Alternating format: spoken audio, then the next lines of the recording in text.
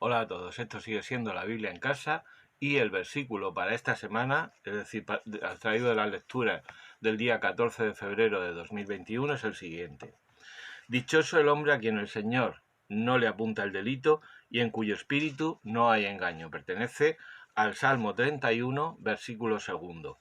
Ya sabemos, lo recordamos otra vez, que la numeración litúrgica, en este caso Salmo 31, corresponde en la Biblia hebrea al Salmo 32, y así es conocido, más conocido, este Salmo 32.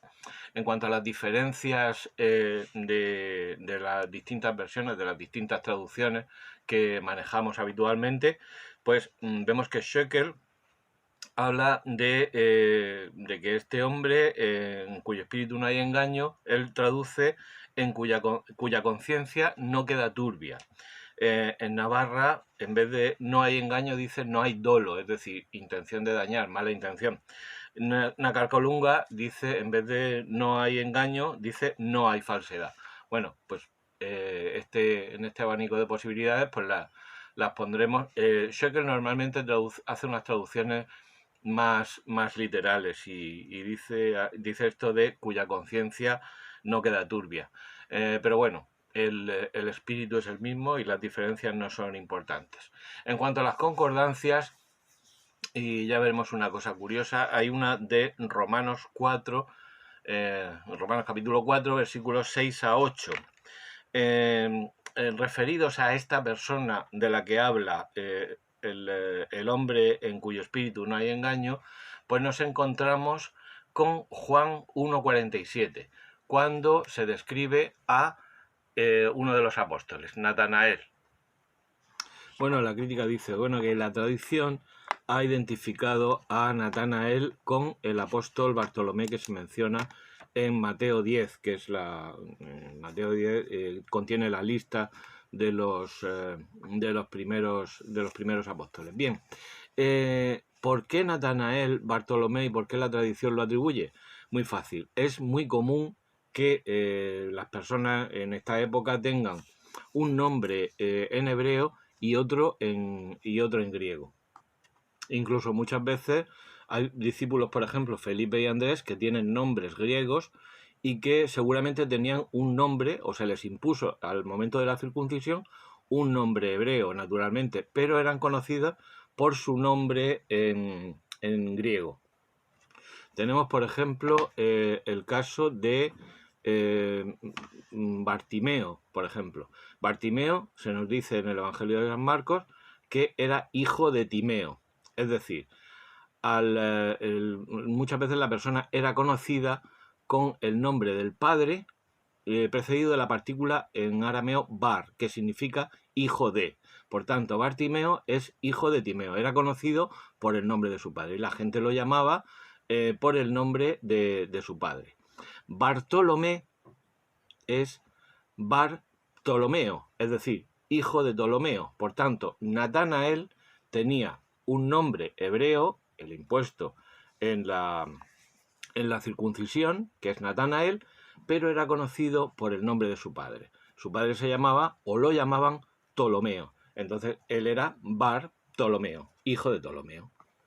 Incluso hay ejemplos de personas que eran conocidas por los dos nombres. Por ejemplo, Marcos se llamaba Juan Marcos, o se llamaba Juan, Johannes, pero se puso o le llamaban Marcus, que es un nombre no ya griego, sino en latín. Pero bueno, el caso es que era una práctica frecuente que además del nombre en hebreo, tuvieran un nombre griego o incluso, como el caso de Marcos, en latín. Bien, Bartolomé era conocido por este nombre, Bartolomeo, hijo de Ptolomeo. Pero ¿por qué lo llama San Juan Natanael? Porque en ese pasaje es donde dice el Señor que Natanael es un israelita íntegro en cuyo espíritu no hay engaño, lo mismo que dice este Salmo 31, versículo segundo. Luego entonces, si lo trata de un israelita íntegro en cuyo espíritu no hay engaño, pues tiene que llamarlo por su nombre hebreo, que es Natanael. Bien, seguimos con nuestro salmo Vemos otras concordancias, muy singularmente Proverbios 28:13, y vamos a incluir una nota del Juan Straubinger, que también hizo una traducción en comentario bíblico muy famoso, que nos dice que este salmo va precedido de la palabra masquil de David, está atribuido a David, y dice masquil. Masquil es como una instrucción o una doctrina, ¿no? Es un salmo doctrinal o de instrucción. Este salmo pertenece al grupo primero de los que abarca los salmos 1 a 41 y está incluido dentro de los salmos penitenciales. El Monseñor Juan Straubinger nos dice que los salmos penitenciales son el número 6, el número 37, el 50, el 101, el 129 y el 142 junto con este Salmo 31. Los números que he dicho son la numeración de la Vulgata, es decir, la numeración litúrgica. De estos el más conocido es el Salmo 50 o 51 en la Biblia hebrea, que es el famoso Miserere, que lleva específicamente la indicación de que fue el que entonó David cuando Natán le achacó el pecado de haberse unido a Betsabé y haber mandado a su marido Urías elitita a primera línea de combate para que muriera.